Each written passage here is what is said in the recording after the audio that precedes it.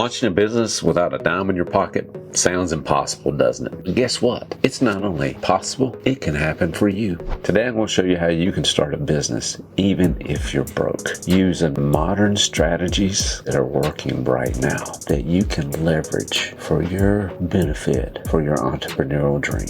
You've got creativity, hustle, and a willingness to do things differently, because being different might be your biggest advantage right now. Stick around, because I'm also going to reveal some controversial tips that will challenge everything you've ever thought about starting your entrepreneurial dream. You see, in today's crowded marketplace, being different is your superpower. You stop worrying about trying to fit in and even doing what everyone else is doing. See, you're not going to appeal to everyone. Just using basic generic strategies will make it very difficult for you to stand out. See, if you're starting with limited resources, you really don't have that luxury of trying to blend in. You're going to have to make people notice you. And the best way of doing that is leveraging how you are different. You see, you've got a unique story, and you need to tell that story along with that entrepreneurial dream that you have. You've got unique experiences that other people don't have. And even maybe the way you see the world differentiates you from those around you. And I really hope it does, because you've got to have a different perspective. You've got to have a different view.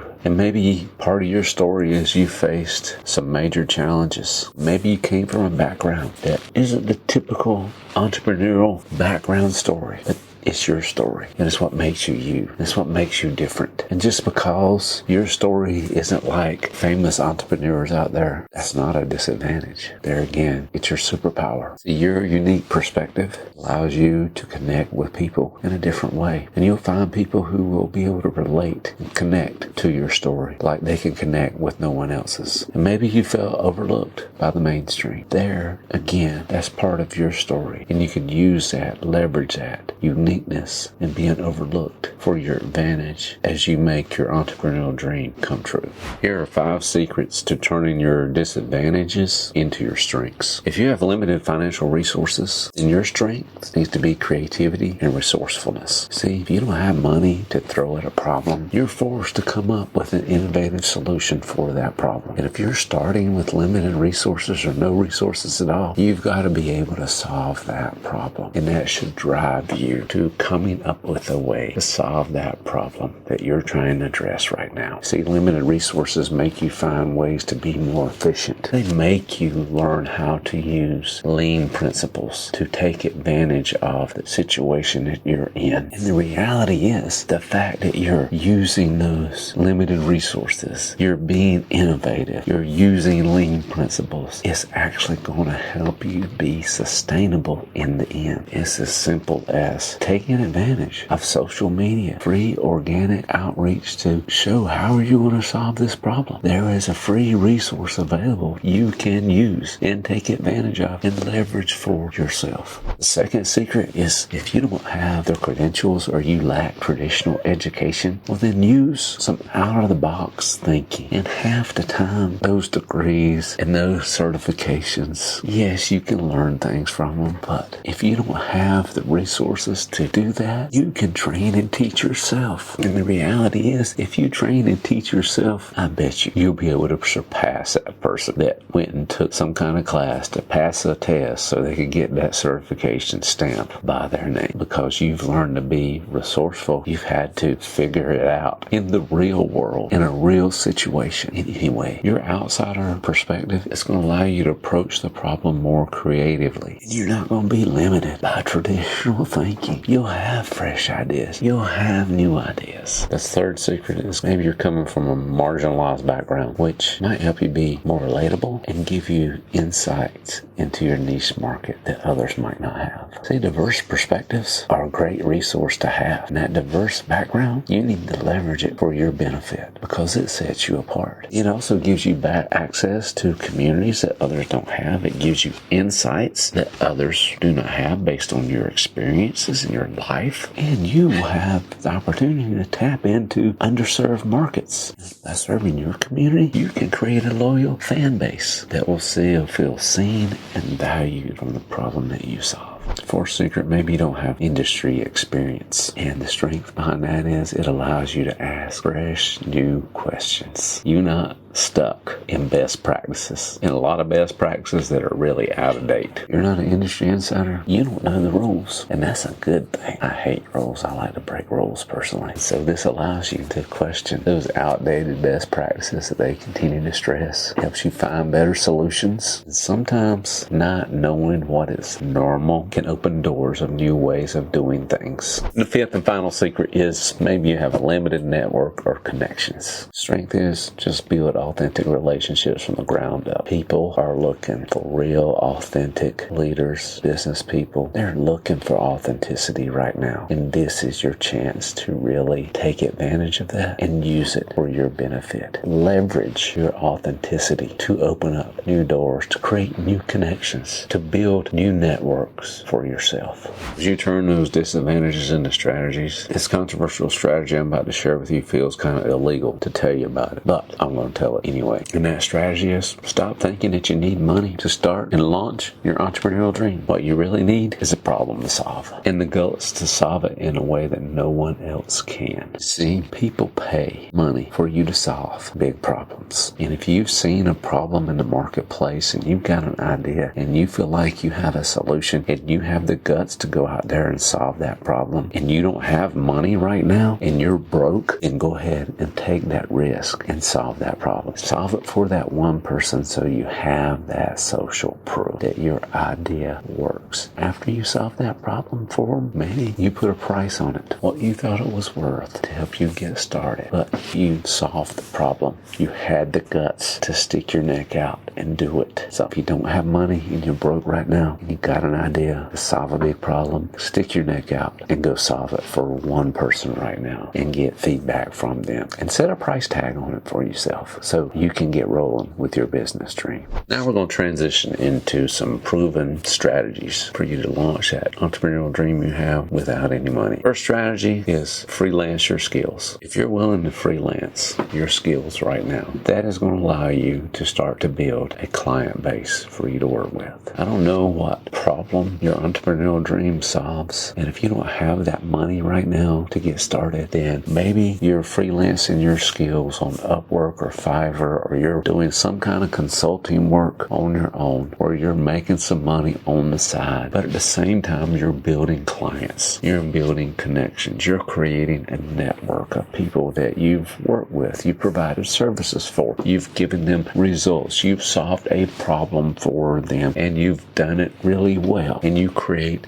a client base. You create a market that you're testing your idea with as well, and you're generating cash flow. You're providing money for yourself, and you're using that money you're creating to help you launch your dream. So I don't know what skills you have. If that skill is not related to the problem you're trying to solve right now with your entrepreneurial dream, maybe you just need to go use one of your other skills to generate some cash that are coming in for you so you can make your dream come true. The second strategy is you can barter for resources. I know us Americans aren't used to bartering. It's not much of a barter economy around here. I had the privilege to live overseas in Thailand and learn how to barter for things. And I can tell you, if you travel and go overseas and you're a foreigner and you go to that market and they don't have price tags and they tell you the price, I promise you they're wanting you to pay twice as much in those situations. But if you learn how to barter your resources, this is something I've done with my coaching in the past. I've bartered my coaching services with others for benefits in return. I've bartered my coaching services to help my CPA grow his business, and it covered the cost of him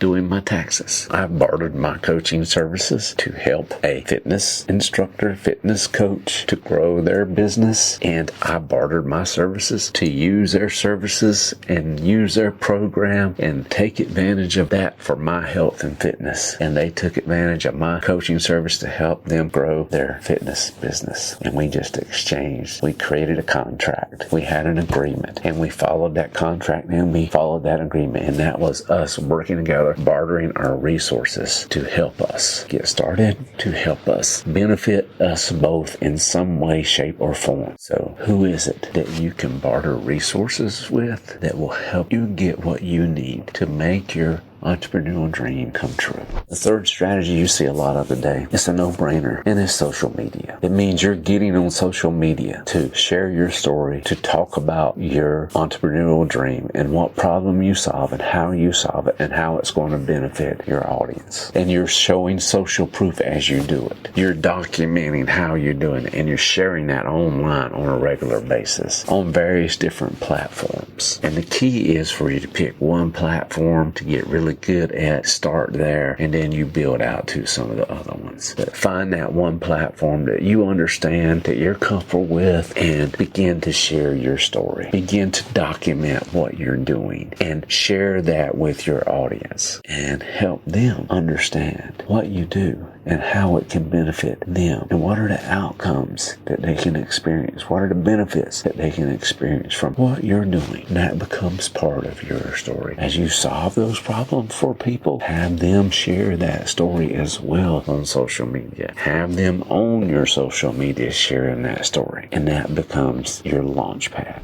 I know I've covered 3 modern strategies. Well, it's time for me to stretch you a little bit here and hit you with another controversial strategy. This strategy might shock you a little bit. Borrow and stealing good ideas and making them just 10% better. There are a lot of great ideas out there in the marketplace, and you're probably looking around seeing some of those ideas. And maybe they could be ideas in your industry. They can also be ideas outside your industry. And really and truly, that's where I would encourage you to look. Look at good ideas outside of your industry, and how can you borrow and steal that idea and make it 10% better for your niche, for your industry, for the problem that you are solving. You see, we talk a lot about innovation, and it's a great thing. But the reality is, innovation rarely is coming up with a totally brand new concept or idea. Innovation could be simply borrowing, stealing that good idea from another industry and being innovative to make it 10% better for your niche, your audience, the problem that you're solving. That will start setting you apart. Borrowing, stealing good ideas, making them 10% better is just as innovative as trying to come up with a new idea. You still got to be creative. You've still got to figure out how you're going to make it better. You just got to figure out how you're going to make it fit for the problem you're solving or your client that you're trying to help. And that is where the innovation is going to come from. So borrow and steal those good ideas and just make them better.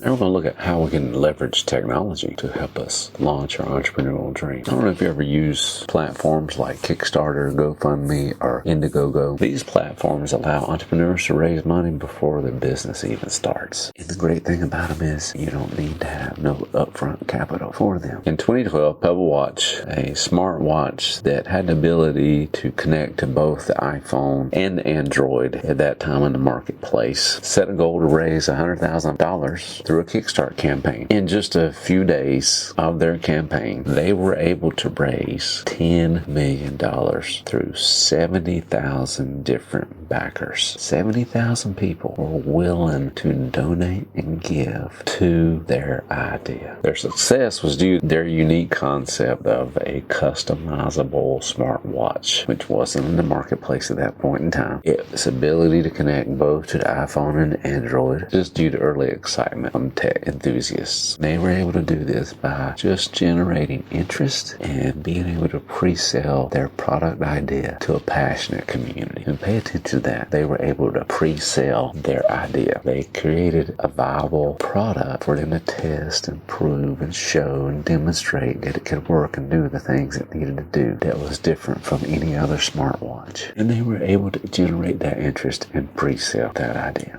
My experience with crowdfunding is how I made my nonprofit dream come true. And I did that broke. I was broke. I had very little money. I was just out of college, felt called to nonprofit Christian mission work, and I had a young family. I had very little money. I could pay my bills. That was about all I could do. But I was able to crowdfund my nonprofit dream by getting out there and getting in front of people and sharing my vision and my goals and showing proof by traveling to the country I was going to, showing proof because of my education and training and experience, showing proof because I was doing that type of work stateside as well, but I started broke, no money, and I was able to get started with the people I knew first, and then I let it grow from there, and I began to connect with people that had similar like-minded interests. It was a niche inside of my nonprofit Christian mission work that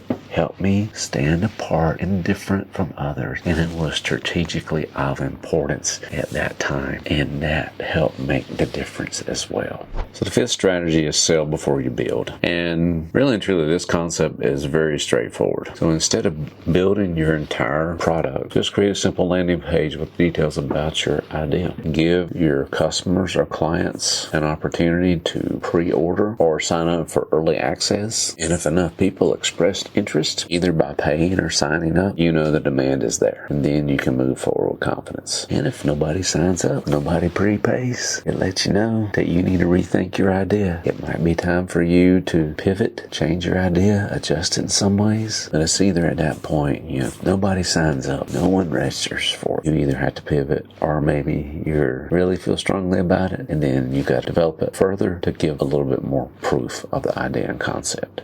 Now we covered how to leverage technology to get started with no money. Let's look at some more controversial strategies that you could use for some radical success. The sixth strategy is leverage that debt, but be responsible about it, okay? I don't know how you feel about debt. Most Americans have a significant amount. I think it's like $7,000 in credit card debt. It's probably stupid debt. Stupid debt is that car payment, or buying those new clothes you don't need, or just wasting it on stuff that you could probably live without. But using debt to generate income, it is a risk. But if you believe in your idea, and what if you had to invest, I don't know, say you had to put $7,000, $8,000 on a credit card to get started with your dream. Go back and let's think about selling that idea before you build it. If you went and sold that idea before you build it, and you had enough people sign up and they could cover that debt, then it's a no-brainer. Maybe if you could have that many people sign up, let's just say you could reproduce that same result 3 different times, and you knew from each result you were able to generate so much money, and yet you still needed more. If you know you can consistently create a process and a plan that works, and that you've figured out your niche, you figured out your ideal audience, and you're getting a consistent response rate, and you're getting people consistently showing up and wanting to use that resource and sign up for it, then it is a no-brainer for you to take on that debt and borrow that money. The biggest thing is you got to be willing to take the risk. It also would be wise to have a contingency plan, or have a plan in place of how you're going to make that money work for you to build that business dream. And if you've been able to sell that idea before you launched it, then you have proof. And that proof, you can leverage that debt to make it happen.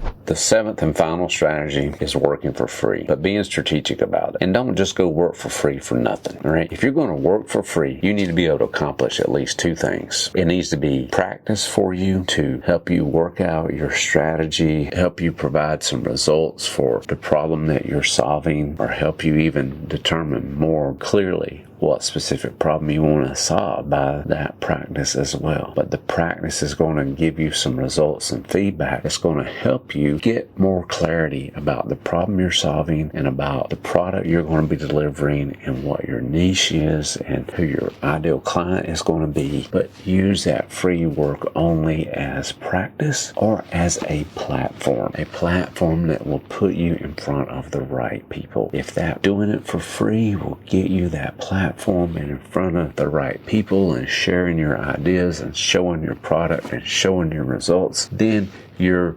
strategically using the free work to put you in the place where you can eventually get paid, because we all want to get paid. I'm not here to work for free for nobody. We all want to get paid. So if you're doing it for free, make sure it's practice that helps you get more clear, helps you fix the problems inside of the product, or helping you prove that you can solve the problem. If that is what the practice is doing, great. Then if it's not practice, it needs to be a platform putting you in front of the right audience, the right group of people that will either invest or want to use your product or use your idea, people that need that problem solved. Then it will lead to you getting paid. You can do it for free to help out a friend and see if you get good feedback and results. At least get a testimonial out of them if you can. So far, we looked at leveraging our differences, how we can use freelancing, bartering, using social media, borrowing and stealing good ideas, crowdfunding, pre-selling it before we build it, and working strategically for free for either practice or that platform so we can get paid, and using debt wisely. If you found these strategies valuable, don't forget to like and subscribe to my channel. Thank you for joining me today on Legacy Leaders Lounge. I'm Miles and I help leaders just like you that want to make their entrepreneurial dream come true. If you need help with that, I have a link below for a one-on-one discovery call where I can walk you through how I can help you make your entrepreneurial dream come true for you. Thank you for joining me today.